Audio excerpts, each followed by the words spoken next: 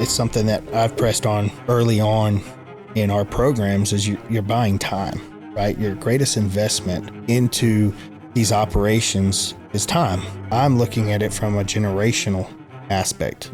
So how many years is it going to take you to get that animal to that place? Well, and you're intentional about, people spend months and months and months trying to plan what to breed, who to breed it to. Oh, it's years. Yeah. So it's generations. And when people are getting into the industry, take your time and figure out which routes you want to go and try to see if you can skip some generations and some time into what you're trying to do. You just don't chase the anomaly of just keep on throwing big buck on big buck on big buck thinking you're going to get there. There's a strategy behind it. Y'all just really made strategic moves in the industry to put you in this situation where you're all at today. Before we get into today's episode, we'd really appreciate if you take a second to like, subscribe, and share the podcast. Only about 40% of our viewers are currently subscribed, and it's completely free. Every bit of support helps to continue bringing on great guests and sharing important conversations and educating more people about this industry. We hope you enjoyed today's podcast. God bless. Welcome back to the Droptine Studios Podcast. Today, we have Nash Murray, the deer breeder.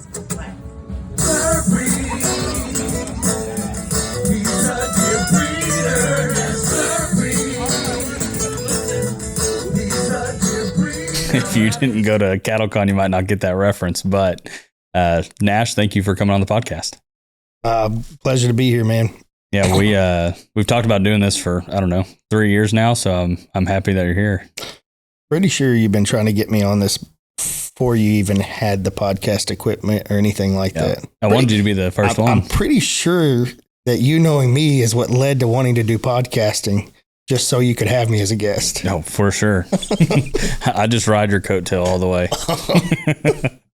But anyway, we wanted to have Nash on today. Nash is one of the, if not the largest fallow breeder, axis breeder, and used to be whitetail breeder, or still is. I'm not sure where y'all are at on that, but do you claim that title, or I don't know how large y'all are in that aspect? Yeah, as a collective group of us, because I've got partners in the operation, but I think we're still up there significantly in the whitetail operation.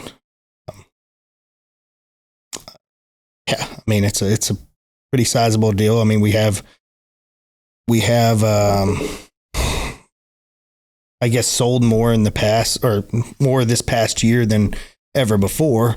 But the doe prices have been really good, and it's been an opportunity to, I wouldn't say downsize as much as it has been to give us some space for the new genetics and the fawn crops that are coming up. Right.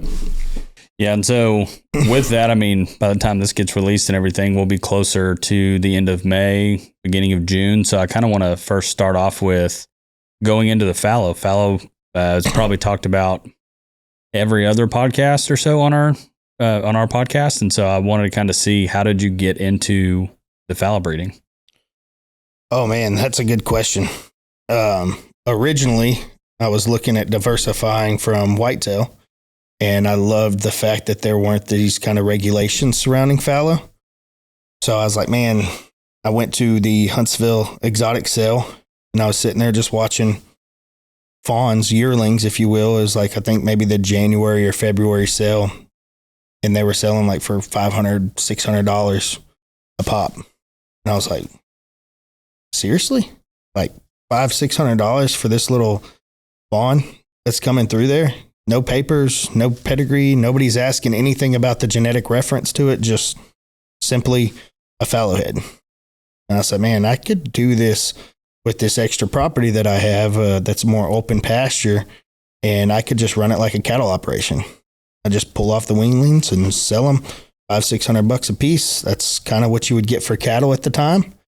And I was like, they don't have the type of impact on the property. You can run more head per acre. I was like, this is a win-win situation right here. So that's what led me to do it. And then from there, I was like, okay, well, if I'm going to do that, how much more could I possibly get if I went out and had like one of the best fallow bucks that I could find to be the sire of these? So that left me looking, and my younger brother that was working for us running one of our operations, he got to looking as well and started sending me some deer that he found off of Facebook, and I saw those, and they actually, funny now, full circle, at the time I didn't realize that they were some of damn wild genetics. And we made a trip out there, me and my partners, and we went and looked at these fallow bucks. And it's kind of funny because to see where it came from and where it is now, I remember making the trip out there, and the guy said, I have these 3 12,500. And I was like, okay, 3 deer, 12,500, like for all 3 of them. That's a good package deal. So we went out there and we were blown away by the looks of these deer. And he had another buck over there. And I was like, man, that's a good looking buck too. And can we maybe work some semen off of that buck or some straws? And anyways, when we went to leave, he's like, so which one did you decide on? And I was like, thinking to myself, I'll take all 3 of them. Like, that was the deal, 3 for 12.5. And it clicked on me that no, it was 1 for $12,500. I was like, oh, okay, that's 3 times as expensive as I was thinking I was going to get myself into here. So I tried to play it cool and was like, man, I'll get back with you. Let me look at the pictures we have and kind of assess them, and I'll be in touch. So on that ride back, I was like, all right, if I'm going to spend this kind of money on fallow, I want to make sure this is the best fallow money can buy. And, or that I can get my hands on too, that's available. And so I made a couple phone calls, and guy told me, he said, hey, and I met him. I was actually coaching his son in youth basketball. So it's kind of funny how different things in life take you to different parts, right? You wouldn't think coaching youth sports would lead you to this door that's about to open for me in the fallow industry. And anyhow, he tells me, he's like, well, how serious are you? I was like, serious enough that I just made a 10-hour round trip to go look at these deer. And I said, and I'm calling you because I want to make sure before I pull the trigger. And he said, well, there's a guy named Dusty Phillips that has probably the best fallow herd there is. But he wants a substantial amount of money for it. And I was like, okay, I know Dusty Phillips, or I know of Dusty Phillips. I know where he lives. He's over there by me. He said, yeah, he's over there in Curtin. I said, okay, well, send me his number. So on the way back from visiting that ranch, I called Dusty Phillips, and he's like, well, come on by, come look at him. So I went and dropped my partners off and went over there to look at Dusty's place, and got in there, went and drove around, kind of had some conversations with Dusty, looked at him. I was like, man, these are some really good fallow, some giant 2-year-olds. It's like, okay, like this is a legit fallow herd. This is now going from, I'm going to run just a cattle type operation where I'm selling weanlings to stepping into some of the best genetics in the fallow industry. But at the same time, I had seen where the fallow were trending. And I was like, if there's a time to get in, now's the time. And I just sat down with Dusty at the end and was like, man, shoot me straight. What's going on here? Why do you want out of the fallow business? And he's like, man, I'm not this genetic guy. I know I have something good going with them, but in all reality, I just want to buy some land down the road. And I would like to just turn these animals into real estate. And I said, okay. And I knew that he had something extremely special. And I just told him, I said, look, Dusty, I'm just going to be a cards face up kind of guy right now. I said, why don't we partner on this? I said, was that something you would consider? Let's figure out how much do you actually need to go do what you need to do on the real estate. And let's do this thing. I said, because I don't think you realize what you have if you put in the work that it takes to do the DNA and register this herd and go through that process of catching and pulling hair, tagging things, just doing the record keeping and cleaning up some of the stuff on the back end for you, what you're really sitting on. And he said, I don't know. I hadn't really thought about that.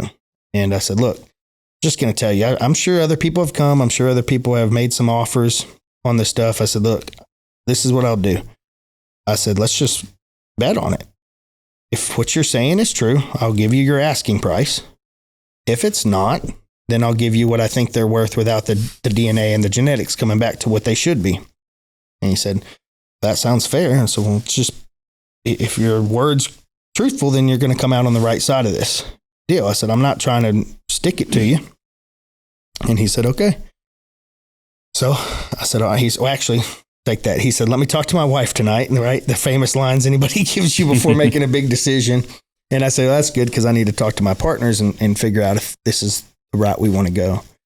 And I think it was maybe 2 days later, we struck a deal. And literally that same night, we were already moving animals and building pens the very next day. And we had that entire herd moved in a short period of time, like probably weeks. Yeah, because looking back now, that's also about the time that we met. Yeah, so you actually shot photos of these deer at Dusty's place. Yep. And those are the pictures that he had sent me on the ride over there. And I was thinking to myself, like, man, these are some really good pictures. And the funny thing is over in your office is one of the pictures in the break room of the people. So if people went back and watched your cribs little reel or whatever, I think they would see one of those pictures taken that same year. Yeah, that was Hooker, wasn't it? Yeah. That's what we ended up naming him. He didn't have a name at the time. Well, one thing I want to go back to, because there's a whole lot to kind of touch on there, but with that herd, obviously a huge deal, especially for fallow at the time.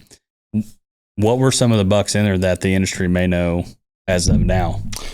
Yeah, so the funny thing is like, so Dusty, the reason he was doing this was he was, I believe his hunting outfit was called Collect Texas. And his whole thing was shooting world record animals. So instead of going out and buying world record animals, he thought it was a lot easier for him to raise these world record animals. And being in some of the same circles and knowing some of the same people and being able to do some checking, I guess you'd say, like I realized like this is a legit operation that Dusty had going. Like he goes out and tries to get his hands on the very best genetics money can buy.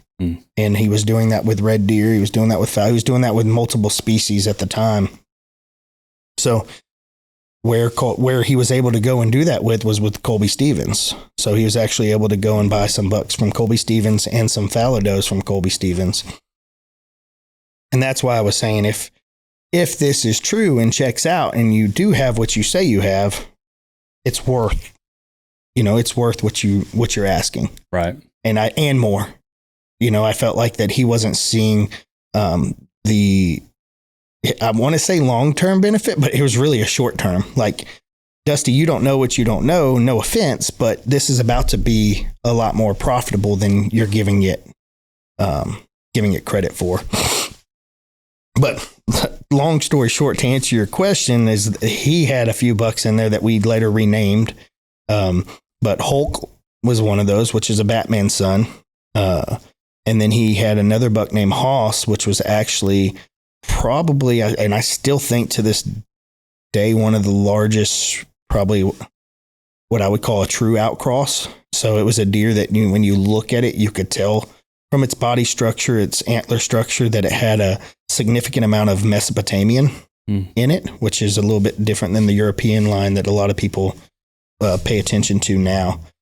And then Back Scratcher was there. Some of the bucks that were already on the ground that were unnamed 2-year-olds was like Ruckus and Anthem, Shovelhead, Yeti, Grim was a yearling. Yeah. At that time, Rampage was a yearling at that time. Trying to think, there was some Reddy was in there as a 3-year-old. Hooker, of course, was in there. But yeah, those were some of the names. It's kind of crazy to think back to that time. Yeah, because now I guess that would have been 6 years ago. Yeah, so that would have been 2019, I think, or 2020. Yeah, because I remember... All we'd have to do is go look back at Dropbox. Yeah. Well, I was going to say, I remember because, I won't say the pricing, but I remember being up with Dusty that night. And we were looking at this 2-year-old, and literally the day that we showed up to take pictures, this 2-year-old shed his velvet. And he's like, dang it, I really wanted pictures of him in velvet. So I got some pictures of him and we got whatever. And he looked back and he was like, man, someone offered me this much money for this 2-year-old. And back then we were like, he was like, should I have taken that? And I was like, man, I don't know. I don't know what you got going on, whatever, but that's a lot of money for a 2-year-old fallow. And looking back, it was ruckus. Yeah. And it's really cool to look back at the Dropbox and see all the pictures and see when it was, but seeing how far it's come in 6 years. Because I think that's another thing is a lot of people look at NT, even though NT's been around, but the fallow breeding program really hasn't. Y'all just really made strategic moves in the industry to put you in this situation where you're all at today. Yeah, I would say, it's funny, our partnership. I remember all of us sitting there at Dusty's trophy room or lodge or whatever you want to call it over there at his house. And we were all sitting there talking about it. And I just remember all of us, asking Dusty to give us a few minutes and step out. And we're like, I think this is a no-brainer, guys. If we, at the time, Toxic was a yearling that we had just really put NT on the whitetail side kind of in the spotlight. That was before GBV values. Unfortunately, he did not score very well. But it put us in a spot that we were like, well, like we have one of the best whitetail herds in the making. Like we're really hitting another stride right now. Let's double down and do it with fallow. And funny thing is like at the time we were kind of messing around with the Axis at the time, and Dusty was delivering some deer, and Dusty was actually messing around with Axis at the same time with the same concept. And Dusty showed up, and one of our partners was unloading some deer, and anyways, he comes back. He's like, all right, we're going to do Axis too. I was like, okay, like we were already kind of messing with it, but now here we are full-fledged into Axis simultaneously with the fallow. So yeah, so the Axis and the fallow kind of run side by side as far as NT. Like I said, we were a little bit into fallow before, but not like this. Same thing. Like I had some fallow bucks growing out, but not a breeding program. Right. And with the Axis, we had some stuff that we were really, honestly, in the same with fallow, we originally got into it because we wanted to mess around with the AI and figure out that repro side of things. Right. Well, and I think that's one thing is a lot of people might not know, and you kind of touched on, is NT technically has been breeding Axis longer than fallow. Is that right? Yes. Yeah. So I guess what made you, I mean, you said the repro side, but what made y'all look at Axis and go, let's put these in pens, even though they're wild as all get out? So that was actually Davin Cox. We do a lot of stuff with him. And now he's part of some of our exotic stuff with us now.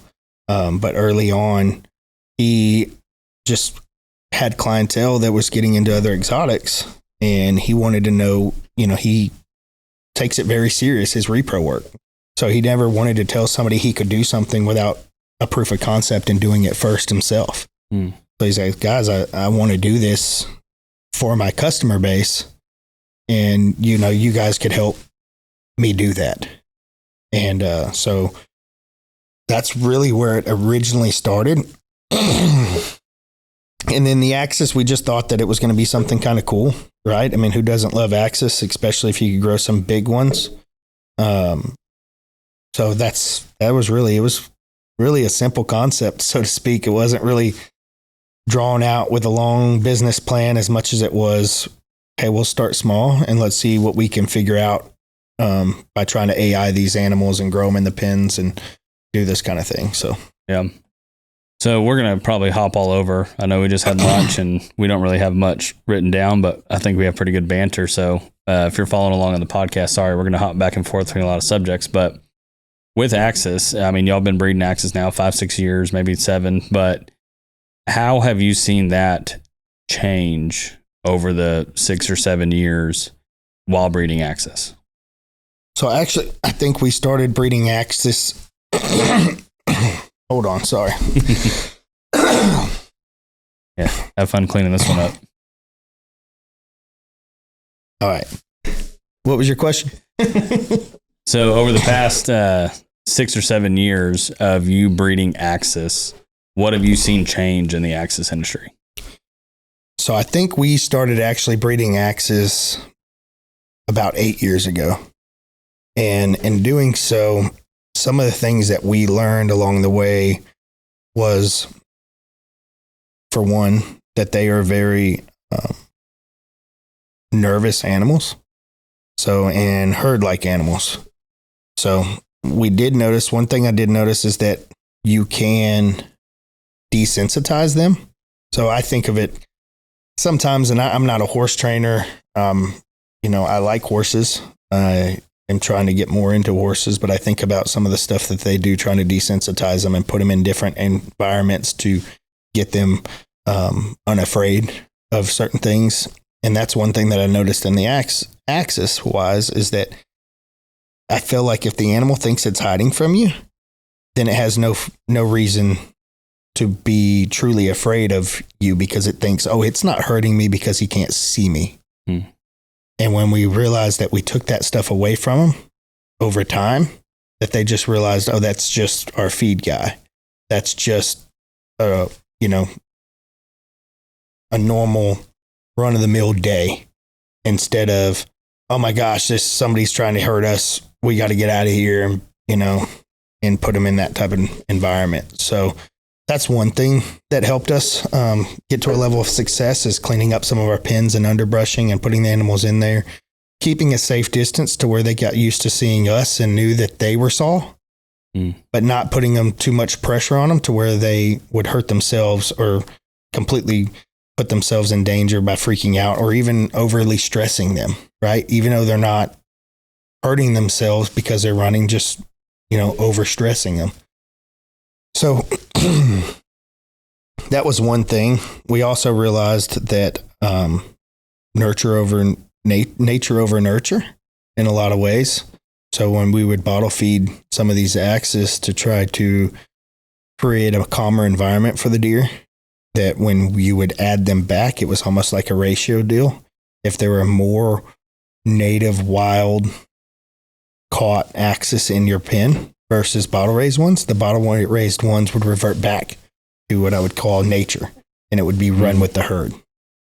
So over time, when our ratios flipped and we had more bottle raised ones, or we stopped reintroducing bottle raised to the native ones until we got to that point where the ratio is flip-flopped and we could just add some in, that herd mentality would run. So that's what I call kind of the nature concept of it.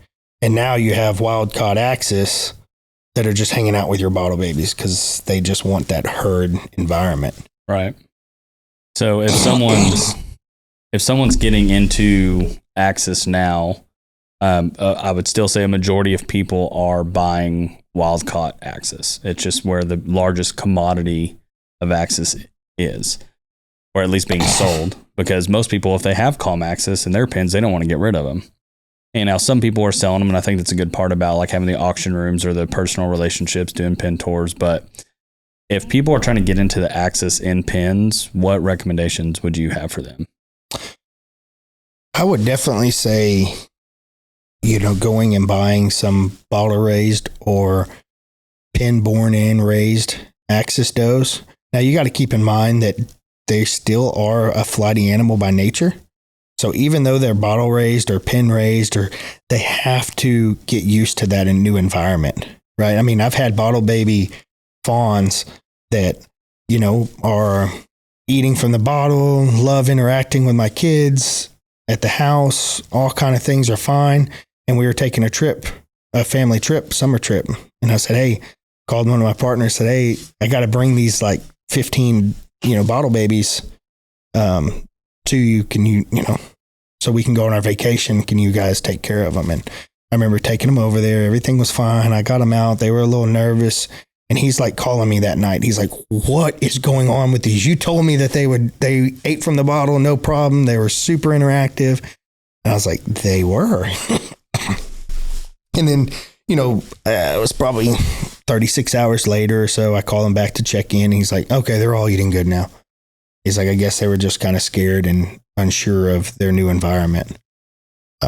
So my recommendation would be making sure that you're getting pin raised or pin born and raised animals or bottle babies, because especially from the does, because what I feel like that opens the door from you is just what I was talking about, nurture versus nature, is that when somebody calls you with a giant axis buck that's wild caught, your risk goes way down, because now you can introduce them to a bunch of calm ladies. Right. That he can just go in there and now he's going to try to stay in the middle of them rather than being a nervous wreck running around with a bunch of other nervous girls when you're trying to go in there and conduct business, especially with the value of these axis are out there for, exceptionally large axis bucks that are wild caught. People want an enormous amount of money for, and you're sitting there thinking to yourself like, yeah, but I'm trying to put him in a 2-acre pen, and that's a lot of money. That's a lot of risk of him hurting himself. Like, is this a wise investment? Right. Yeah, because a dead animal isn't worth nothing. Unless you sell raffle tickets. Yeah. Then you just have to refund the one guy. Yeah. So with that, I do want to ask you too, because some people will say, okay, like a wild caught axis is, depending who you're buying from, depending what the market is, can be anywhere from $350 to $600, $700, $800. But then you've seen axis does with whether a pedigree or calm or bottle fed or whatever at auctions, private treaty selling for $2,000 to $5,000+. How would you help people justify that cost on an axis doe? So I think you said axis buck at the beginning of that statement. Yeah, that was my bad. Okay. Yeah, axis bucks are way more expensive than that. Yeah, so I think that goes into a couple different things, right? If their genetics play a factor in there, and so does the time in pin breaking and pin raising those animals. So you're going from a wild caught axis doe that has no genetic history to your knowledge, right? Everybody's going to tell you comes from excellent genetics. Like, yeah, that's just their favorite thing. Yeah, Condescend County. Yeah, exceptional genetics. Like, have you heard of that one buck? It was caught near there. Yeah, within 100 miles. Within the same state, okay? No, all jokes aside, though, but I think that genetics play a factor in this, and I think this goes for anything, right? And I know that you'll probably talk to Arthur a little bit more about this subject, but it's something that I've pressed on early on in our programs is you're buying time, right? Your greatest investment into these operations is time. And most people, when you speak about time in the form of an investment, they think about hours in a day or days in a week or weeks in a year or months in a year, right? And that's just not the case. I'm looking at it from a generational aspect. So how many years is it going to take you to get that animal to that place? And then how far are you willing to be behind the person that you're wanting to become like? Right. Or consider a competitor or a peer in this industry. And that's what you're looking at. So is it worth the extra $1,000 to skip 3 or 4 years worth of your time to get there? Or is it not worth that to you and you're willing just to, bid your time to get there? Right.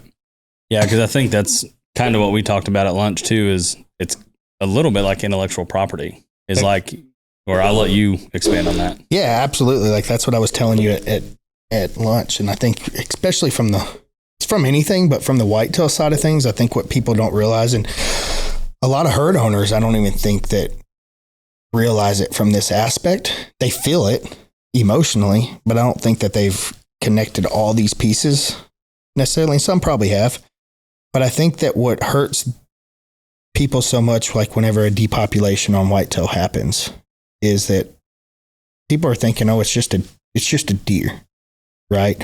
Or some people think, oh, it's because you look at them as pets. And it's like, no, not necessarily, guys. There's generations and years put into that one animal that they're about to take. Now extrapolate that across the board, and it's kind of like their intellectual property, right? They decided who to breed here and how to breed there. And then you put this GBV value aspect into it. And what they were going and creating from a genetic side is all what they were thinking, right? It's a vision that they had and a plan that they put out there and helped create. And not from like some weird God complex. It's just, it was breeding. Right. It's very much like racehorses or anything that you're trying to get to a next level that they were doing and making those decisions along the way. And then they could all just be gone like that. I think that's where that emotion and that devastation comes from, because it's like almost like your life's work. For some of these people, it is. Right? Some of these people, their regular 9-to-5 job or their careers, they've put all of that money into this interest of theirs, and now it's all gone. I mean, that was everything to some of these people. Right. And I think that we miss that sometimes as an industry as to how impactful this stuff can be. It's not just a financial burden. It's like, man, that's my life's work. For nearly 60 years, the Exotic Wildlife Association has united ranchers, breeders, conservationists, and the wildlife professionals committed to protecting exotic wildlife and preserving the exotic wildlife industry. EWA membership gives you a strong voice in legislative advocacy, valuable industry connections, educational resources, and access to programs that support wildlife conservation and responsible stewardship. Join a community dedicated to the future of the exotic wildlife. Learn more and become a member today at myewa.org. As summer approaches, deer are starting to grow out their antlers. So if you are looking to promote any of your antlered species animals, make sure you give Droptine Studios a call for all your media and marketing needs. Yeah. Well, and you're intentional about, people spend months and months and months trying to plan what to breed, who to breed it to. And we're at the years. Yeah. Years, Austin, because there's some people that breed something so they can come back over top of it. Breed it and again. That might take 2 or 3 years for them to accomplish that first step to get that animal to where now it's of breeding age to breed this way. So that's what I mean. It's generations. So that's why I said, take your time. And when people are getting into the industry, take your time and figure out which routes you want to go and try to see if you can skip some generations and some time into what you're trying to do. And, right. It's kind of like a cheat button, right? And that's kind of on the front end of us doing Axis and Fallow at the beginning of it. I wanted to grow fast. People are like, well, how many do we need? I was like, as many as we can fill. And they're like, what? I'm like, yeah, and then I need a coal. Like, I'd rather have, if I think that I want to have a herd of around 50 fallow does, like 50 good producing fallow does. All right, let's just say that's my mindset. Or honestly, I can tell you where we were at the beginning of NT. We wanted 200 solid producing fallow does. And if we could get sex semen to AI, we'd cut that down to 100, maybe 150. So my thought process there was, well, I don't want to wait 10 years, right, to build these along the way to where I can have 100 good producing fallow does.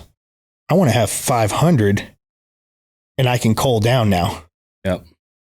And I'll get to that 100 that I want in 3 or 4 years. And then I'm where I want, because if anybody that's been in deer breeding, if you think you want 50, you probably want 100. So by the time you finally feel like you're getting to that point, now you just move the needle in and of yourself. Well, and by the time you get that, you're going to build new pens because you're going to want more anyway. Right. And someone else is going to have an offspring or a new buck, and you're going to want does out of that buck. And so you might as well just build about 15 extra pens because you will fill them. Well, and that leads to another topic that I'm sure you're going to ask me about at some point or another. We'll just talk about it now. Yeah. I don't even know what it is. To me, it's like, I feel like some people worry financially, like about there not being enough money, or what are you doing with the money in the room, or the success of others, right? And the one thing that I've learned in the deer industry is that not a whole lot of people cash out or take money away from their herd and allocate it to something else. They just double down and reinvest it, whether that be in another species or another animal or more of the same animal or more of the same species. So I think that when you look at the success of your peers, if you will, and some might consider them competitors, but I don't look at it necessarily that way anymore because early on, I 100% did. I'll be honest. I was like, all right, I got to like strategically think like, okay, this is a competitor. This is a competitor. And, but I don't. Now I look at it as peers, and the more successful we are as an industry, the more money that's going to come back our way. It's going to go back other people's way. And it just grows from within. It's kind of a really, really weird industry to where your competitors, your peers, your buddy is helping you grow an industry that's going to be mutually beneficial to you. Yeah. It's really cool concept. I mean, really cool. I don't even want to say concept, but it's the way the industry moves. It's pretty unique in that sense. Yeah. It's really neat to watch how each person, like, yes, like there are some people that want to they don't want you to sell to because that's their customer or whatever. But ultimately, if they have a good outcross or if they have anything that can benefit their customers, it's still a small enough and friendly enough industry that they're going to go to their competitors or their people in the industry, because if you're successful, they'll be successful. And I say it on here all the time is rising tides bring up all ships. And if everyone in that room can be successful, there's plenty to go around. Yeah, I think so too. And I think to build on that is that sometimes what you'll see, especially for people that are following genetics, is sometimes it just doesn't work because somebody is line breeding a certain way right now. So they have to follow course on what they were doing on that path that they were set out on. Right. And that shouldn't make me feel offended because they didn't buy from me. I should just, and I do in a lot of ways. I talk to people, and I know you've told me forever, like, dude, when are you going to start charging a fee for consulting? And maybe some of our people wouldn't want to be so mad when I don't answer the phone as fast anymore if they realized how many people I just talk to for free and fill up my plate with. But my point to that being is there's times that I've talked people out of buying bucks from us and just would sit here and talk business wise. What are you trying to do? What are you trying to accomplish? This isn't the buck for you to get to that point. You think you can sell this amount of semen on it. Or are you going to market it in the way that would position yourself into selling that amount of semen on it? But the path I was heading down earlier before I got sidetracked on that was that genetic line breeding aspect where, somebody might be following a certain buck. Let's say, let's say Bullwinkle. Let's say somebody is following a Bullwinkle line, right? Then I might not have a buck if they're trying to stack Bullwinkle over Bullwinkle or Bullwinkle over American Made over Bullwinkle. Like, I don't have necessarily the buck that's going to help them get that to that way, right? Now, if they're over here trying to do like Mr. Big over Mighty Moose, back over Chief over Mr. Big, like, I've got that. I can help you accomplish that. It doesn't mean one's better than the other. It's just where you set your path forward. Now you're building something. So I think a lot of people get twisted on the fact that, we're just out to make big bucks. But in order to have big bucks, you got to build great does. Right. And those great does take strategic breeding to get there. You just don't chase the anomaly of just keep on throwing big buck on big buck on big buck, thinking you're going to get there. There's a strategy behind it. 15 years ago. Right. But now there's a strategy. But I mean, there's always been a strategy behind it, but now people are paying a whole lot more attention to it. And heck, I mean, the amount of people that now are using like AI just to help them answer some of these questions and get taught a little bit more is pretty incredible as well. So now people that maybe used to not be the greatest at genetics can keep asking, Chat GPT or something to put it into terms that make sense to them. Right. So with that, I mean, it seems like y'all have done really well. And that I'm going to pivot off that. One thing I've always said about NT, like to any of my clients or any of the ranches that I work with that ask me about who they should buy from or what they should do, and there's a handful of people, but since you're here, I'll promote NT. But is one thing that I like from a buyer standpoint is you have stuff that you can back up to it. So like, let's say if something were to go wrong with the breeding program or they bought a certain doe from you, or they bought a certain buck or semen or whatever. NT has options. Y'all have so many deer that, not that you put it in your paperwork when you sell an animal, but like, I know you and you're one of my good friends. I know that you'll always make it right. And so that's one thing I would like you to kind of touch on, if you wouldn't mind, is what does it look like when people are buying from NT that's past genetics? Yeah, I think, we try to do our best to make sure that people have a level of confidence when buying from NT, that if the worst does happen, that we'll do our best to make it right, or not leave you with the short end of the stick, right? And that's really hard if you come in and buy my best buck and I only have one that is, there's nothing that compares to that buck. Right. That's very difficult. That's also one of the reasons a lot of people try to come in and buy into 2-year-olds, and that's not an option really at NT. And the reason being is because if you came in and bought my best 3-year-old and something were to happen, how do I replace the best 3-year-old? Right. What's the only option that I have?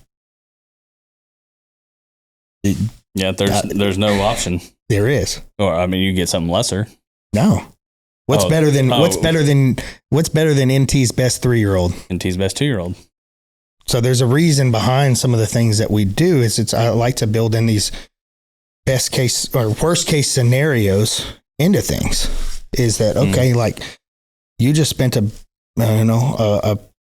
pretty penny on our best 3-year-old, and now I can give you, my 4th best 3-year-old because somebody already bought into these other ones, or I can try to make it up to you with my 2-year-old, or give you your money back, or work something out with you, right? Right. But so trying to build in those type of deals for people, and there's plenty of examples that I could use over the time. Not that, it's the deer industry. Not everything goes perfect, right? So, but yeah, I think that's something that we've always taken very seriously on, is that, hey, we know we're humans. We know that deer are deer, and we know mistakes can be happened. And, but at the end of the day, we want to make sure that our customers in this industry is successful, and that we're not a vacuum. Right. That's what's key to me, is in order for this to grow, we've got to not be that vacuum, and we've got to make sure that people succeed. Because when people succeed, it's very addicting. They want to just do more and grow more and put more money into this industry. But when people get burned, and they take it year 1, year 2, eventually year 3, these aren't. And that's something that I think people don't give credit for. And how, man, I have to edit this one out, Daniel. You might say that the wrong way. Where I think some people miss out on is the people that are in this industry are intelligent individuals. And just because they made a poor decision on a purchase or doing business with the wrong person and got burned by them, and maybe got burned twice, they're smart enough to know, I'm not doing this anymore. They're not idiots that made this kind of money to put into the deer industry. They just, put their faith in somebody and got burned. Yeah, they just had a good sales pitch. Yeah. The problem is that that person's not an idiot. They know how to take care of their money, and now they're just going to de-invest in the deer industry and say, hey, this isn't for me. Right. And then, you have people in the deer industry that get a bad name from that, and people that wanted to participate in the industry that get a bad taste in their mouth. Yep. Well, so that's one of the things that, like, going to a lot of the places we go to, which I guess is what led to me doing a podcast, is people share with me when they're driving around. They'll say stuff of like, hey, yeah, or I'll ask, what's this pin for? What did you have in here? There's nothing in there. Or, hey, there's a couple fallow. Do y'all breed fallow? Like, well, we tried. Like, what do you mean tried? Like, did you just stop? And they're like, well, we bought in, we were promised this individual, this group, whatever it was, lied to us. We got the paperwork back. It wasn't this. We went 3 or 4 years doing it, and we just kind of gave up. And even though it's unfortunate, I feel like the people who were saying it's too late, and I'm doing air quotes if you're only listening, it's too late to get into the fallow industry. And with the way my mind works, is it's going to be one of the best times to get in, because not only are there people who are like, for you, if you take 500 down and you've narrowed it down to 100 does like you talked about earlier, well, eventually, if you're only going to keep around 100 does, every year the does that you sell are going to continue to get better, because 8 years ago, your number one doe is no longer your number one doe. Her offspring is. And so I think the people that are now selling does in today's market, these are going to be some high quality does that people need to buy into, because they're going to produce a lot quicker than the does they did 8 years ago. So I think personally, over the next 3 to 5 years, the fallow industry is going to shoot up again.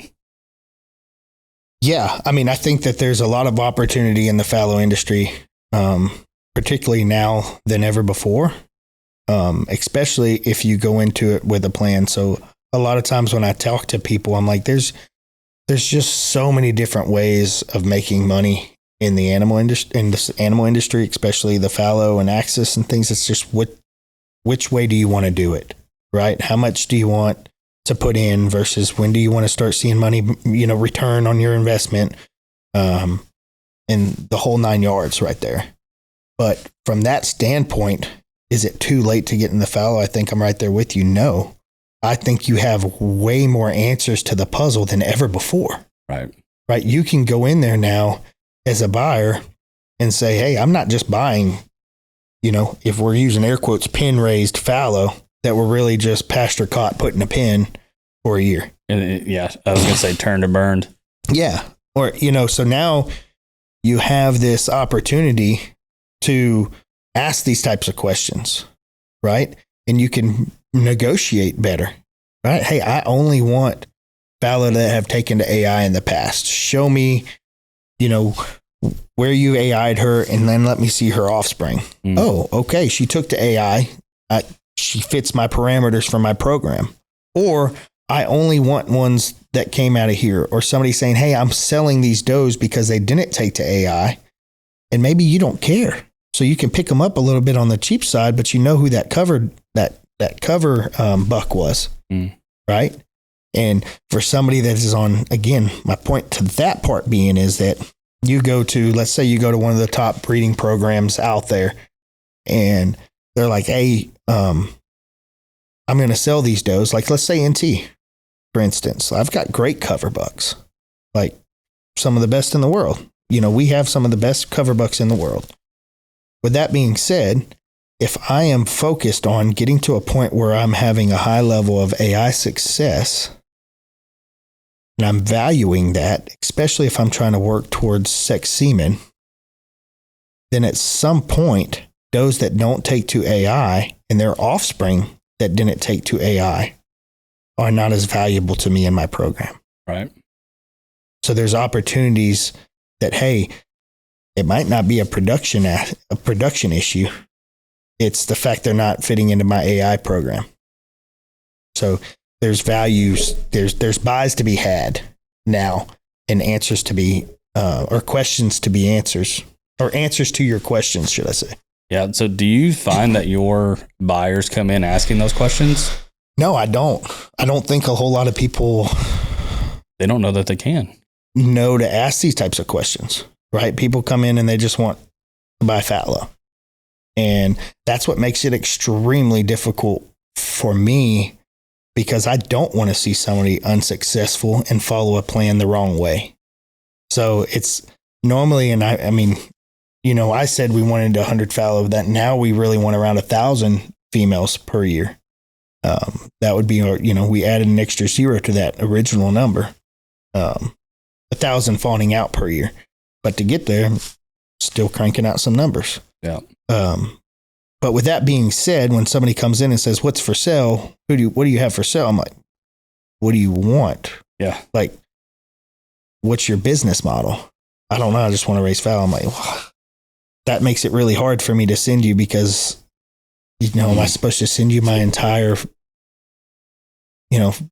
Yeah, your pin list. Yeah. My entire range is for sale. What do you want to buy? Yeah, exactly. So it's not that not wanting to sell to people. It's just that I have a lot of questions as to let me help you get to a level of success in the model that you're about to go down.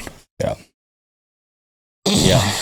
What questions, whether they're coming to NT or anyone else, I know you mentioned the one about if they've taken to AI before, what questions should buyers be asking breeders when they're purchasing fallow? Again, that goes back to what is their What's your plan, goals? Yeah. right? I think the first thing they should come in, if I'm a buyer and I'm coming in somewhere and I just know I want to get into fallow, first thing I'm going to do is I'm going to talk to a couple people and I'm going to try to come up with what kind of business plan am I running? Am I going to run like Nash's original plan of just running some fallow in a pasture and selling winglings? Like, is that my goal? Mm.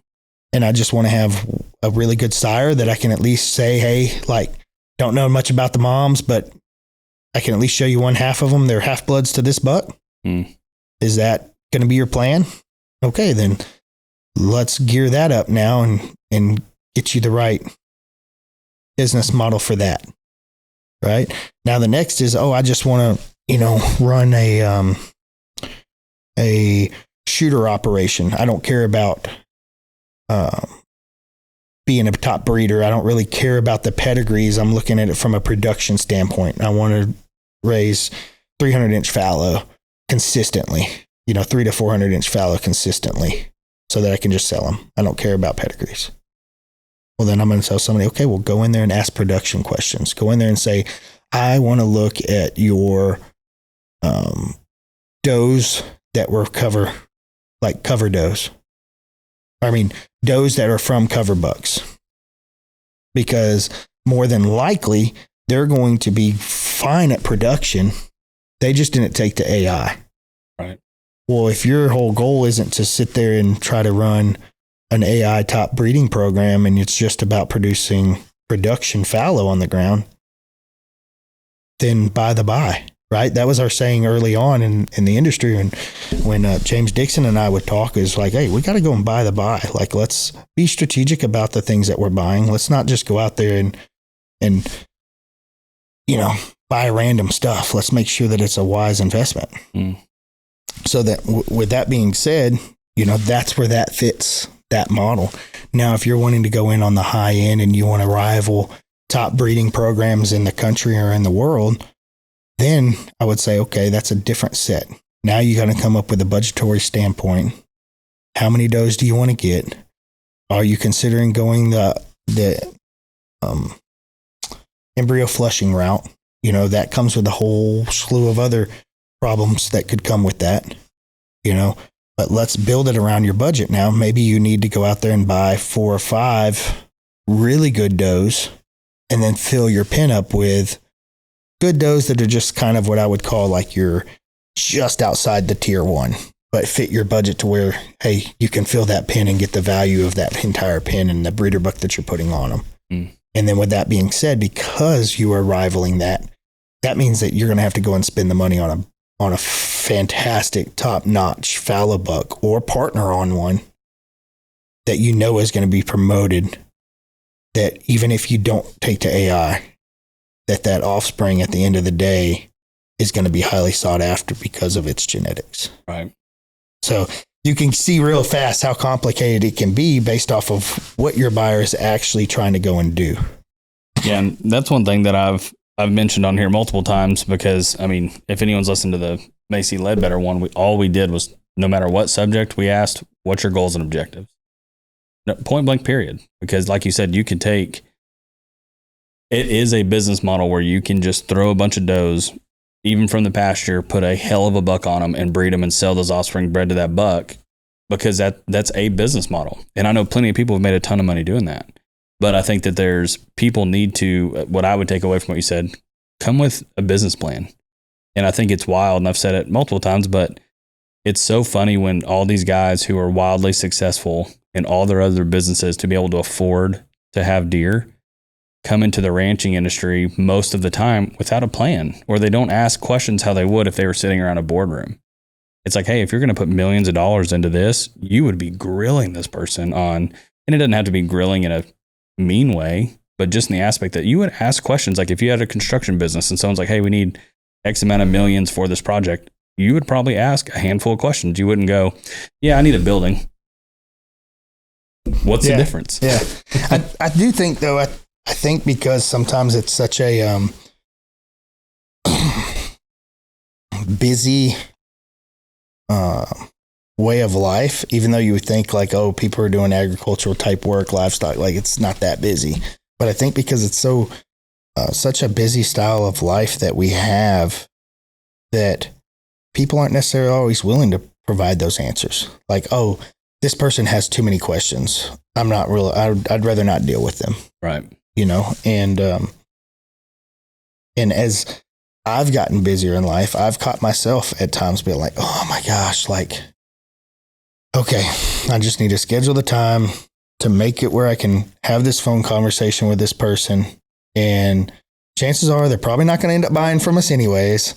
And then Austin's going to be like, and that's why you should be taking a consulting fee, because at least at the end of the call, you would feel like you accomplished something and you didn't just, waste your time and breath.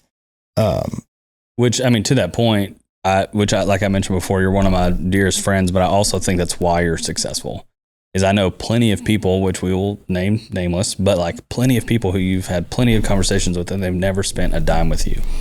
But I think in a roundabout way, it will pay for itself with those conversations. And yes, I make the comments about having and charging consulting fees just because, one, I know people want to see inside the mind of Nash Murray. But I think at the same time, your wealth of knowledge will come back. People will find value in what they say, even if they can't afford it now. And even people I've sent to you, I know that have just talked and not bought anything. But I guess in a short way is God will provide for you for being that resource of people for knowledge, even if it's not in a direct dollar amount right now. But those buyers do come because they know who you are as a person. Yeah, I mean, wholeheartedly agree with you. I think that that's just a struggle. And I think that again, industry wide, I think that's why you find people that make decisions, to your point, where they don't have all the answers because it's something that they're passionate about and they want to do. And they might have sought those answers and never received them. Right. So I don't think it's always like the buyer is just not asking these questions or not having these thoughts. I don't think that there's great resources out there for them to answer. I think that in years past, I mean, you brought up Macy Ledbetter, but they're used to, I feel like I was at the end of it.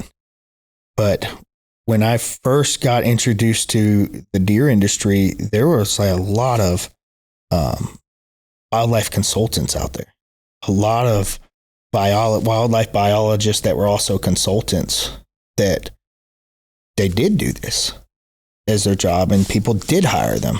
And I don't know quite what happened. I don't know if it was the fact that smartphones became so accessible that people could just ask questions at the palm of their hand, so they didn't feel like they needed the wildlife consultants.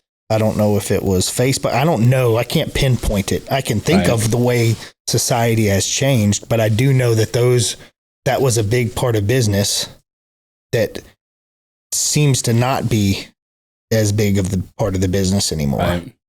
Yeah, because that's one thing that, like, when I first started doing this with specifically whitetail breeders, while we were making their breeding material, I would have to patch in people's wildlife consultants. And I'm like, well, hey, who's this guy? And I mean, back in the day, 10, 12 years ago with whitetail, they were blowing and going. And even further back than that, but like, I would just what I can recall, and I in the heyday wasn't even around all of them. But even in the heyday, I wasn't around all of them. And I can probably name 8 to 10 of those wildlife consultants who aren't even around anymore. And it's wild to see that so many people were looking for knowledge through other people, but how fleeting those consultants were. Yeah. It's like, it seems like they were there more for a paycheck than they were to benefit the place. Not saying they didn't benefit each ranch, but maybe they were there for the wrong reasons, and that's why they're gone. Yeah, I honestly think it's probably what I mentioned earlier. Right. Is I really think that as time went on and people got a ranch manager or younger people were coming along and they're like, I know how to use a computer too. Like, I can run your TWIMS account for you if you're talking whitetail. Like, I can get on Nadar and pull this stuff for you. And I think that is a little bit of it. Like, I've got an iPad. Like, you know what I mean? Like, I can Google these answers for you and come up with something.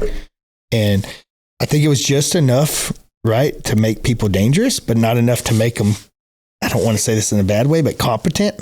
Right. So I think wildlife biologists kind of got cut off. Like, their knowledge wasn't valued in the way that it previously was. Right. And I think some of that, probably to your point, I'm sure some of it became complacent, right? They got comfortable and got maybe a little lazy.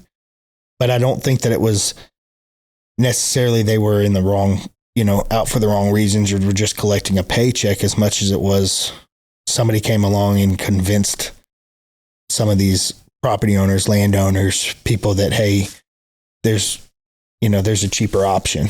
Right. You don't need that person. Right. If you've listened to any of our podcasts, there's more than likely a chance that you've heard us talk about conservation through commerce.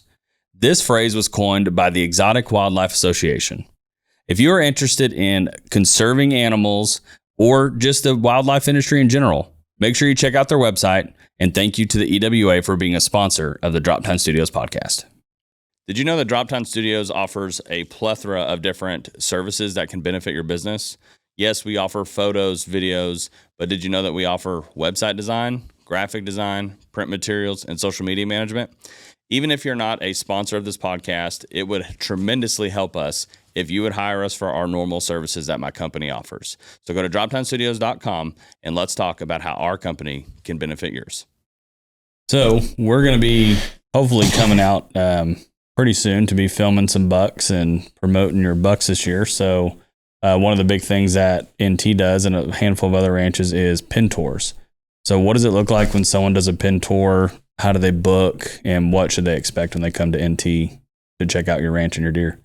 Yeah, so I think Austin is putting on our website where you can go on and sign up for a tour, for a pin tour. You better be careful what you say. I can do it. I can tell you're being silly, but I've been pushing for that for a long time. No, hey, I'm not opposed to it for sure. But reaching out to us and letting us know, it will probably be towards the end of June.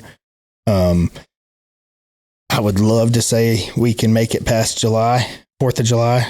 But typically that hasn't happened in the past. So I would say probably starting around June 20th would be when we would initially start letting some people come in and look. I know Cade, he bought the Choice 3-year-old. Oh, with RYS. Yep. Yeah. At the EWA, so he'll have first pick to come through there and look at the place. So it'll be a fun time.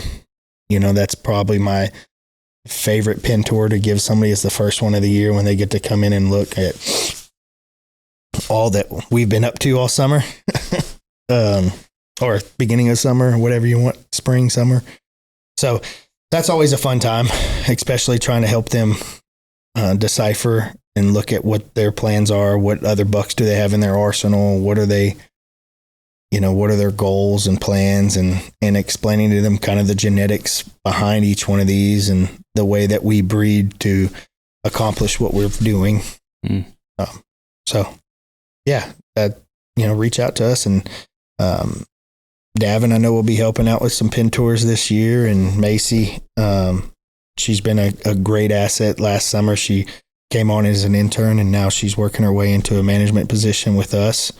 And she's eager to see it. She's been doing her due diligence and learning pedigrees and familiarizing herself with certain does and anchor does in these pedigrees all spring long. So that's going to be fun. Yeah, I'm always excited and always anxious before I go, because anytime we go, we have a lot of work to go to NT and do. And but yeah, I'm always excited to see what's come up, what bucks are people going to promote. But why do you think people want to come earlier and earlier every year to your pin tours? I think so many people are trying to buy early, right? So that they're not missing out on another buck.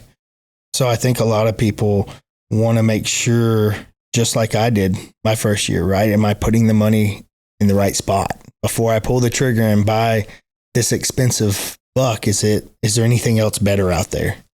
And I think a lot of people want to come through at NT and make sure that what they're, wherever they do go to buy, that they've at least, done their due diligence. But I do also think that not necessarily the earlier type deal for us. But one thing that I have noticed as to how we stand out drastically as an operation is that we have so many bucks to look at. When you come on the property, it's, expect to spend some time looking at some deer if you really want to look at deer. Because we'll go and look at, we have 56 pins on our property, and we probably have, haven't looked at the sheet. I'd have to ask Macy, but there's probably 25 to 26 of those pins are buck pins. So you'll have a lot of deer to look at. Well, and that's one thing, even people that like to just ask me for photos, which again, if you want pictures from NT that we've taken, don't call me. I won't send them to you without Nash's permission. So call his team and ask them for them. But I would say I still tell people they truly do not understand how many deer y'all have until they go out. And I encourage every person that calls me to pick my brain about y'all's program to just go. It doesn't matter if they're in velvet, stripped, you've sold half of them. I guarantee even after you sell all your stalker bucks and shooter bucks every year, they would still be blown away just at the entire operation. And it's hard to even comprehend without having your boots on the ground, because people think they know how many deer you have, and they truly don't know. Yeah. Well, I think that's, it's funny you say that, because I've utilized that, the volume of animals that we have in explaining the experience that our team has. So, and I mentioned this to the interns that we hired at the end of the year. I said, what y'all learn, it's going to be hard. Our breeding season isn't easy, right? When you have as many animals as we have, and how many animals we put our hands on, and the different number of species that we are involved in, it's a lot of work. But it's a lot of AI days. We might have 12 or 13 different repro days. Well, for every one of those, there's 2 more working days of cedar in and cedar out. Not to mention, the weaning aspect of them, and the vaccination aspect, and getting everything prepped for cedar in and cedar out, and AI day or embryo day. And, if you do embryo day, you can add an extra day on there now. So with all that being said, what that allows is for our team to, in 1 year, 1 breeding season, to potentially have 13, what somebody else would take them 13 years of experience they gain in 1 year. Right. Because what they saw us, and we always are refining things, right? We have a really good system put in place, but I'm always looking for ways to improve or get better. And when you bring more eyes and more things and more team members on, it gives a new perspective of something that I didn't think was a big deal or hard. They might have an easy suggestion that made it, just a little bit more efficient. Right. And, if you have 10 people that just make it a little bit more efficient and a little bit better, and the quality to be just that much better or higher, that turns into money. Yeah. And money turns into, reinvesting. Now we can keep more animals. Yeah. Build more pens. Yeah. But yeah, and that's one thing I want to go back on just a touch. If you said, let's say it's 13 AI days, and then you have to do a cedar in, cedar out on each one of those. So that's another 2 days each. So now what is that? I don't have my phone. What is that quick math? 13 times 3 is 39. Yeah. And then if you do embryos, yeah, you're very easily between 40 and 60 days just with your fallow program. Well, that's fallow, whitetail, access. Oh yeah, so within your breeding program. Yeah, yes, yeah. So yeah, and like you said, and so for the people who maybe glanced over that, that's why Nash is saying we have about 13 years, give or take, of most people's productions in all their breeding programs and NT's breeding program in one season. Yeah, that'd be fair to say. And I mean, because of the amount of numbers, I mean, it's nothing for us to AI 100 plus females in one day. Yeah. Like it's just what we do. And I think that, the girls, at the end of the year, like Macy and Mariana, and Lexi, at the end of the year, they were like, okay, that was tiring, but we learned a lot. Like there's a lot of experience that was packed into one breeding season for us. And to the point where Macy's like, I feel pretty good on the breeding side. Like got the hang of that side of it. You know, I want to know a little bit more, you know, I want another fawn season where I'm not an intern, and I want learn the selling aspect of the bucks and what makes what more valuable than the next, when it's not just antler size, it's the genetic component to it. And she wants to learn a little bit more of that side, a little bit aspect of that. But as far as like the hands-on breeding side of things, I mean, I feel like our crew is like, all right, it's just that time of year. Yep. I don't go make money. Yeah. Let's go make babies. And that's another thing I want to ask, mentioning of money, is when you're valuing a buck, and you don't have to be specific on any of your breeders or anything, how are bucks and does, how do you go about putting a value on a deer? So I think you kind of look at the historical level of things, and you kind of pay attention to the market around you and what other people are selling their animals for. And if I value my animal as being the best one that year, then I think that price value has to equate to that. So that's one method that I take into consideration. I take into consideration what I project to sell in semen and what I think that those semen straws or breeding spots are worth. And then I try to make it to where somebody would at least receive their value after 2 years of owning that buck if you bought into it in a partnership. So I try to structure things around that aspect of it. That way, you know, not saying that they're going to make their money back, but they'll get that value out of the use of that animal within the first 2 or 3 years of having ownership in it from the buck side. From the female side, that's quite a bit harder, right? So I try to look at the female side from like, what is its production historically, right? Has it produced breeder bucks or has it produced shooter bucks? And what value have they created there? And we've done some stuff that might be proprietary information that I'm not going to share here.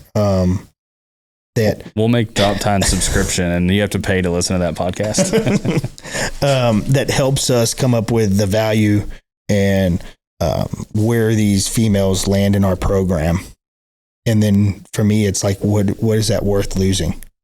That production and giving it to somebody else.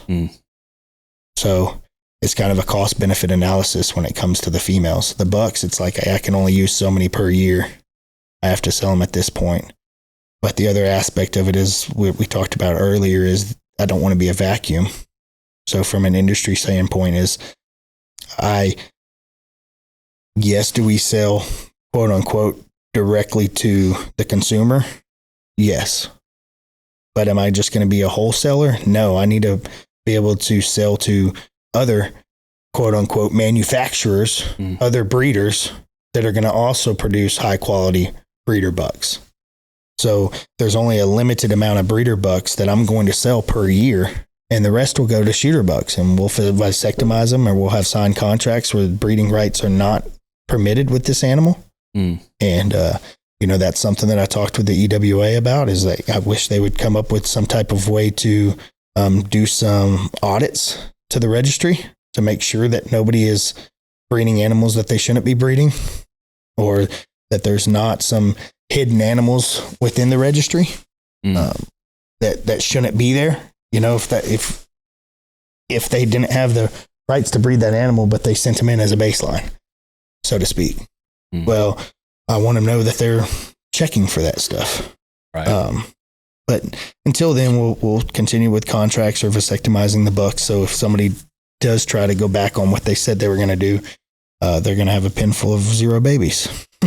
So I assume with you saying that none of this is hypothetical, I assume you've had contracts with bucks that are supposed to be shooter bucks, and you put that out there because, again, like you just said, you have to be able to sell to both. So would you be able to reverse that surgery on those bucks? The vasectomy would be very difficult for somebody to reverse on a buck.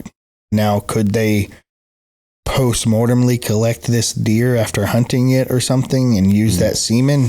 Yes, that's very doable, which would also, be part of the stipulations in the contract. Like, you do not have breeding rights to this animal. You bought it strictly for hunting purposes. Right.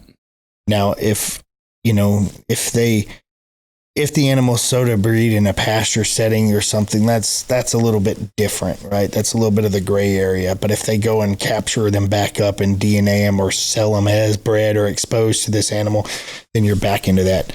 Hey, that's not what we agreed upon. Right. Part of the contract.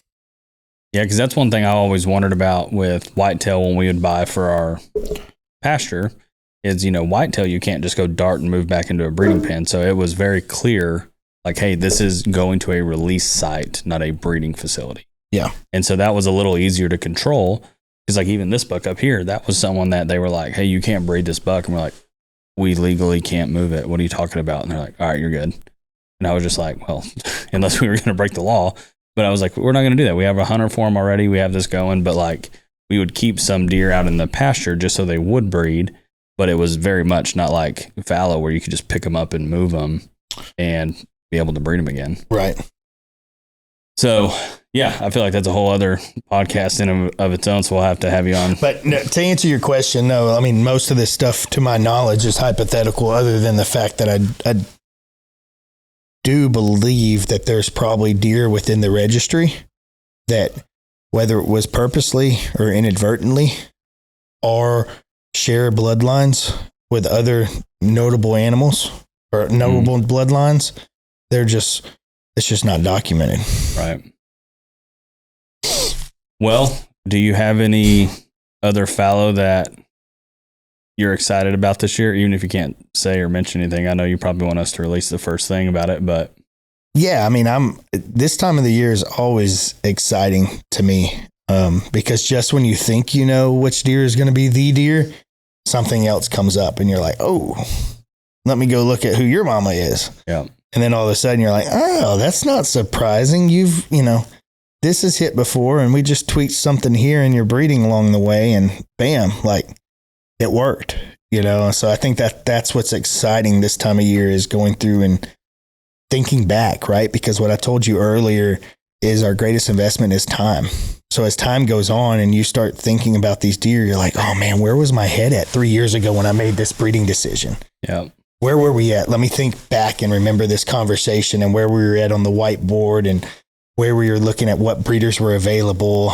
And then you get to think and you're like, wow, that's cool. That's awesome to see that breeding. And then what's even cooler about that process is then you go back and you look at what the mom was and you go back and look at that. And sometimes it's not something that you were part of on the dam side, but you go back and you can share that with whoever you purchased that animal from. It's like a cool to call and be like, hey, look what your plan helped my plan create. Right. In this process. And a lot of times that's a great satisfaction. I know even, like Colby or Dusty or people that I've done business with and bought lots of does and genetics from, they like to come and look like, even though they're out of it, the business, so to speak, they're like, oh man, like send me some pictures. Like I want to see what they're up to, and where you've taken it, so to speak. Sure. So that's always fun. And then it's also extremely fun to look at deer that we've sold in the past, right? I've sold some does in the sales and to be able to pick up the phone and be like, hey, Rick Priest, was one of them last year or so. You get to pick up the phone and you call these guys and you're like, hey, can I buy that doe back? And they're like, huh? And I was like, I'm just kidding, but let me send you a picture of what, who she had for us that was, a yearling or a 2-year-old, and now is this outstanding 3 or 4-year-old. It's just a fun call. So for customers, if I call you and I'm asking to buy a deer back from you or a doe, it's probably a joke. If somebody else is calling you, covet that animal. Yeah. Because they probably just left our ranch. Right. No, but in all seriousness, that is it's just a fun time to see other people win, right? When they buy an animal from your program and it produced as you thought it would, and to be able to call them and share in that joy together. That's awesome. All right. So selfishly, I have to ask is how has marketing helped NT in your programs over the past couple of years? Man, I would have to say, I remember the first year of us really working together actually goes back to when Yeti was a 3-year-old. And I remember you got some incredible, what would you praise? People were like, how did Droptine, was that AI or special effects? Like, how did y'all get the raindrops falling in the background and all this stuff? And so many people reached out and was like, all right, that video of Yeti is probably the best video I've ever seen promoting an animal. And then on top of that, the graphic that you put into Yeti is still my all-time favorite graphic that Droptine has created for us. But no, I still think that I don't know if it was just God's divine intervention and he literally just helped us get the coolest footage and really some of the first footage ever promoting Fallow. But I still remember sitting under that carport raining and I was like, we got to keep filming. Yeah. This looks so cool. It was awesome. So yeah, thinking back to that, the funny thing is so that all happened that fall, but what really struck me, and I had my times mixed up because it's what really catapulted things forward in a big way that truly was like, okay, I'm sold, I'm hooked on Droptine was the Axis videos. So we went and spent, you had already, I think, visited 3S and got footage of Hercules. And I said, well, what if we got some video of Havoc and Chaos? And I remember us collaborating and talking about the vision. And I was like, what if we had 3 big Axis bucks? Some people have one great Axis buck right now, or maybe they can capture a little bit of him. Hercules, we were partnered up on that deer with 3S, but I was like, but we have Chaos and we have Havoc. Let's go get footage of them. And I remember what it took to get that footage at the time. And, again, that was early stages of the Axis breeding program before we had a bunch of bottle raised pin broke Axis at the time. But we were able to capture it and we put it out there in April, and it was the amount of responses that we got from that. I was like, okay, this is the real deal. I see the value in it because it made us an extremely popular Axis breeder. Everybody was talking about those deer. All them 3 were always coming up. Still have people, and the crazy thing about Axis is we didn't know it at the time, but we didn't realize that whenever you would get these bucks, they weren't going to grow out the same. Right. So, having that content of Chaos, he never looked better. He came back, he had some points and stuff like that. There was another year he looked pretty good, but not as good. And Havoc, same thing. He came back in other years, but not necessarily as good. So it became a big pivotal point to me that, hey, we need Droptine here. And that now, right? When we have an Axis buck that looks fantastic, I'm like, hey, can you have one of your team members out here in the next couple of days? Yeah. So no, it definitely made me a believer. in the content that you guys are able to capture and the product that you're able to put forward. So it's a twofold system. And I still say this, and I'm not trying to make Droptine or Austin's head get any bigger, but all jokes aside, for real though, I can't explain to people enough what it means to have somebody that knows what they're doing there, right? People think like, it's just a guy with a camera. It's just a camera guy. It's just he's just a photographer or videographer. And it's so much more than that. It's a wildlife enthusiast that happens to be good at capturing content of your animals. And with me saying that, it's because y'all care about the animal. You're not there to make a mistake. You're there, you observe the animals. You understand what a stressed animal looks like. You understand how to read and react to what that animal is going to do, which allows you to also capture phenomenal content, but also mitigate risk in the job that you do. Because the job that you guys do is a high risk job for our assets, right? We're putting you around.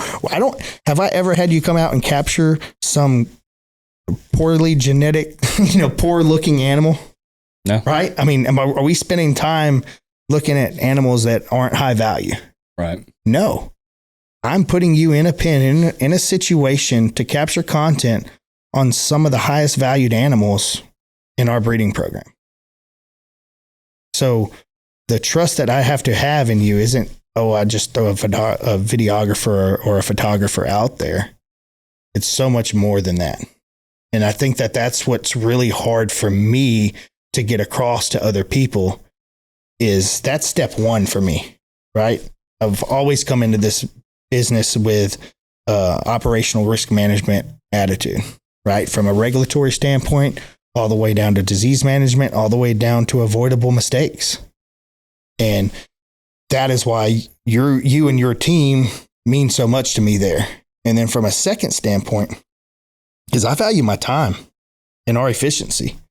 So I know whenever I have you there, we're not sitting there necessarily wasting time for a deer to do something or get in the right position or whatever. Now, sometimes you're not in control of that, but I also know our animals and I can position and make us more efficient, which I know then on the backside of your team is like, Austin, you were only there for 2 days.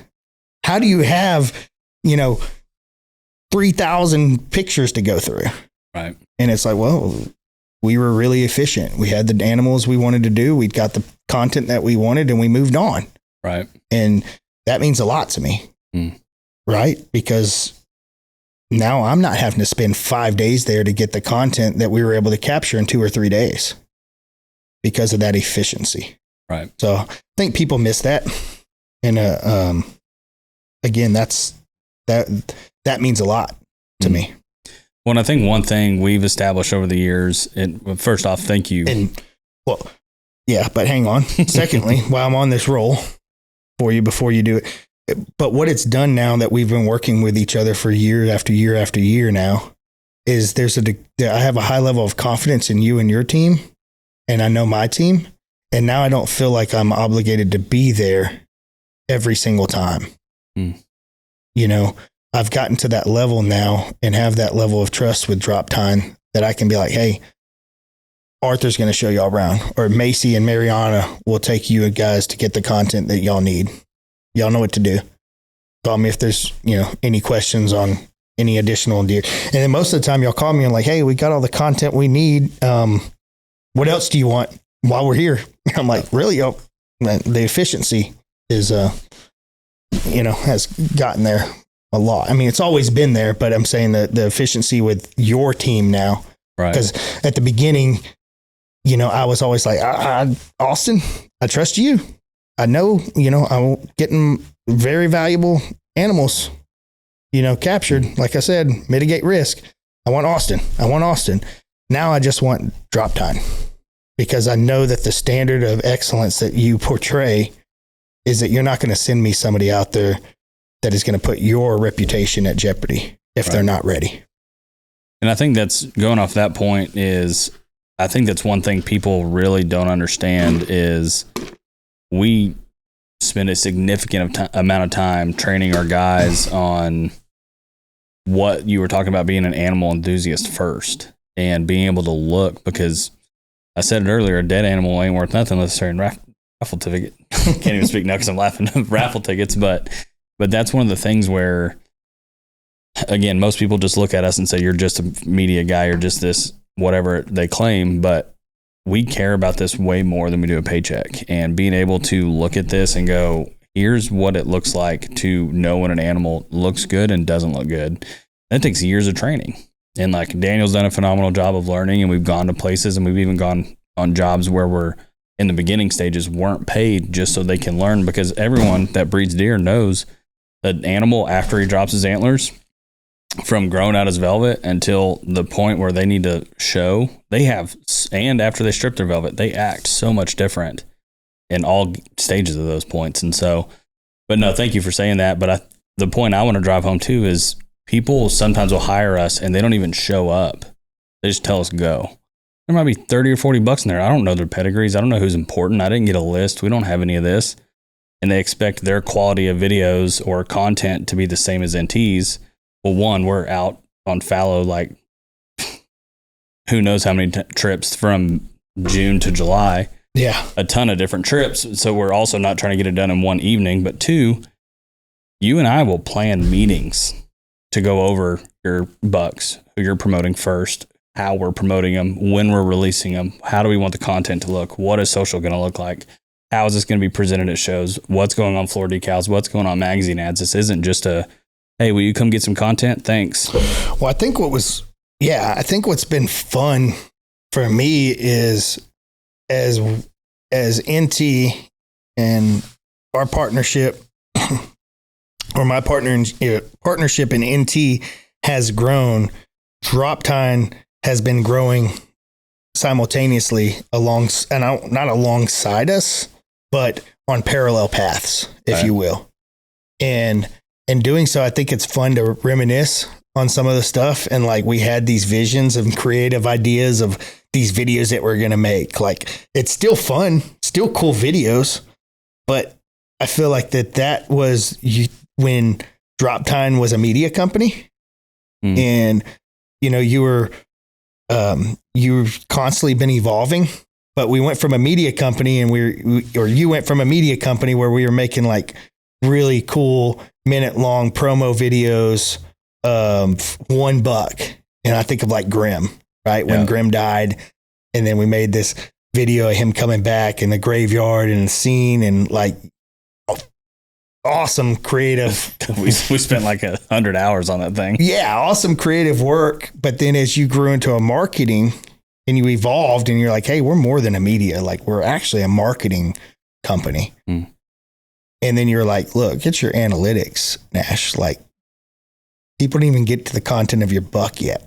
Like, they watched the intro that you thought was so cool, and he's like, and you're like, and I thought they were cool too, of having your logo catch on fire and then turn to ice, and then boom, and it was, transition. And it's like, okay, that intro took 11 seconds, and the common everyone clicks off in like 5 seconds. Yeah, 5 or 8 seconds. And so it was cool to see you transition from that, and how that helped us grow tremendously in that marketing aspect of it. So it went from a media company that could put out really fantastic quality media videos and things like that, but wasn't really what the marketability was asking for. Right. And so, yeah, that was kind of cool. Yeah, it's awesome. And I think it's fun. Mentioning of marketing, we've talked about it, but we'll make it official doing this as long as I still have your approval. We'll, we talked about doing a banner above your garage when you're doing pin tours. Yeah. And doing like a NT Droptine banner up there. And I'll let you decide what you want to give away, but we'll do some, I don't know, we'll decide either a handful of magazine ads or a photo shoot or something. Yeah. If you like take a picture with NT on a pin tour, and I don't know, say you give away a straw semen and we give away Like for everyone? No. That'll be your like entry. an entry? Yeah. Okay. Yeah, Nash, can you give away 300 straws of semen? I'll be like, I'm going to have people at my gate every day. Right. Well, that'd be the goal, right? Like hopefully you get even more out there, but it'll be something that would be, whether it is your whatever ideas, these are just ideas. Don't take this as gospel truth. But if it is your choice 3-year-old and you're like, we're giving away one free straw of every person who posts a picture of like a selfie or a picture in front of this banner. Yeah. And then we'll give away like a photo shoot or something with it. Won't be credited to anything you already have booked. But if it's but we'll make some parameters, but we'll make it worth doing. But it's just the ideas that we think that are different, that we want to push people to not only come, but to have fun while doing it. And just figuring out like, okay, like what can we do to make more people show up at your gate or more people to call the phone or whatever it would be. But yeah, no, I think that we can put our heads together and come up with something for sure on that. But yeah. Since 1967, the Exotic Wildlife Association has supported conservation, advocacy, and education for the exotic wildlife industry.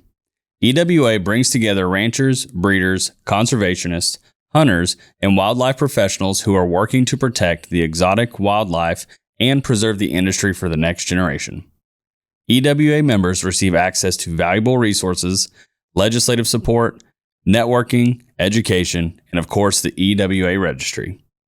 Learn more or become a member today at myewa.org and follow the Exotic Wildlife Association on Facebook. We all know that social media is king.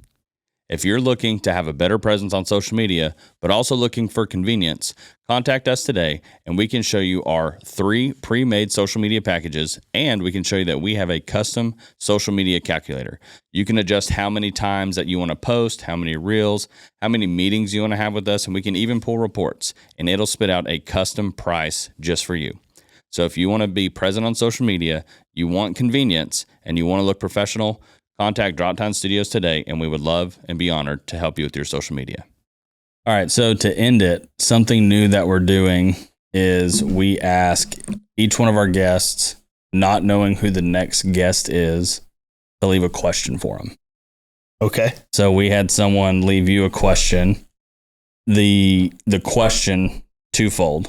One, if there's another species that you are not currently breeding, what would you breed? And 2, if you were to start over your breeding program today, what would you do differently? Damn, I should have asked that question. Man, I think, that's a hard one. If people knew how my brain worked, they would understand the struggles that I have with this question. Oh, I know. And the struggle that I'm having with this question is because I've always looked at this as a business, not something I was passionate or had a hobby for. It was just, how do I make this work to provide for my family? And so it's hard to switch my brain not to think that way. And that's why cervids made such were always the answer for me. And the reason being is because I can fit so many cervids on such a small piece of land, because I can cut their antlers every year and grow them out to where they're not a danger of each other, and I can sell them before they become a danger to one another. So when I look at that and think that way, the only other cervids that I'm really not involved in at this moment are also CWD susceptible species that also require a lot of real estate to raise efficiently, like red deer or elk, or sika. So when I kind of look at these other cervid species and I'm sitting here and I'm pondering this question, and I'm thinking of like, oh man, there's a lot of African species that would be a lot of fun to raise. But in the areas in which I own land, for one, I don't own enough property to justify putting them on there, right? If it was more of a pasture breeding operation, like there's tons of animals that I would love to dabble in, but they're horned species that I couldn't really raise in a controlled pen environment like we do with cervids.